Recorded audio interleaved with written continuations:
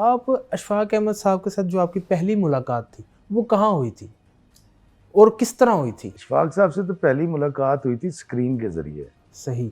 मैं बहुत पहले, मुझे नहीं याद,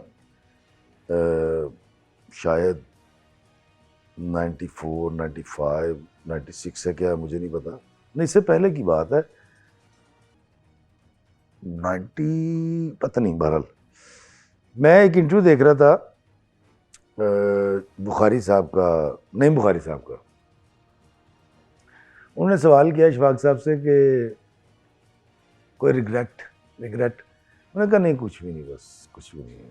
बस ये है कि जब मरूंगा तो अल्लाह से पूछूंगा कि तूने मुझसे पूछे बगैर मुझे क्यों पैदा किया।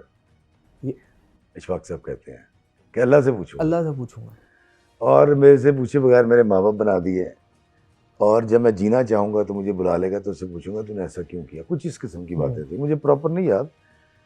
मैंने देखा, मैंने कहा यार ये बंदा कौन है कि हो जी गल्ला करन डे, अल्लाह ने भी कोई पूछ सकता है। अच्छा। तो उस दिन मैंने ठान ली थी कि यार ये शख्स जब मुझे मिलेगा ना तो मैं इसका ईमान दुरुस्त करूँगा। मतलब मैं इतना बेवकूफ़ वो नौजवान और जोशीला था। जी। उसके बाद हमने कई उनकी किताब पढ़ी, फुलकारी के अंदर उन्होंने, उनकी पंजाबी की किताब के अंदर एक कहानी है, उसका नाम है फुमन कहानी। हुमन कहानी। मैं उन दिनों स्ट्रगल कर रहा था बीटीवी में, तो मैंने देखा दूर से तो डी स्टूडियो के सामने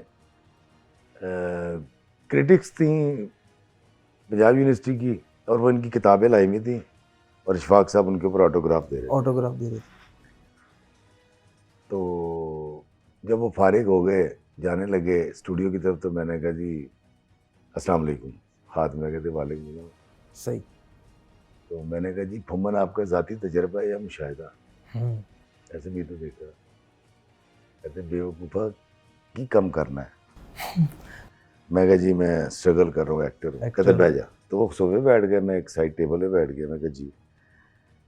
कहते देख काका, हर बच्चा या फुमन होता है या उसको फुमन बनाने की कोशिश की जाती है। वो स्टोरी क्या थी वो हुमन के अंदर जो? अब जिन लोगों ने वो स्टोरी पढ़ रखी है वो समझ सकते हैं कि मेरा सवाल नहायत भोंडा और बेअदबी पे मुनस्सिर था, और उनका जवाब नहायत आला था।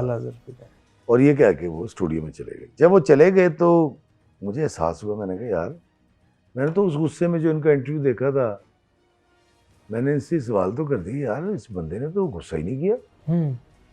मुझे अच्छे लगे।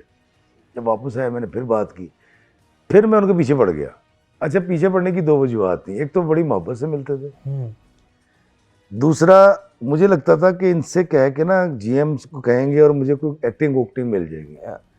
वो तो शुक्र है खैर, उनके कहने से काम तो कोई नहीं मिला।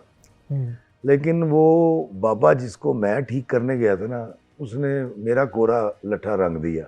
वाह वाह, आपको अपने रंग में रंग लिया उन्होंने।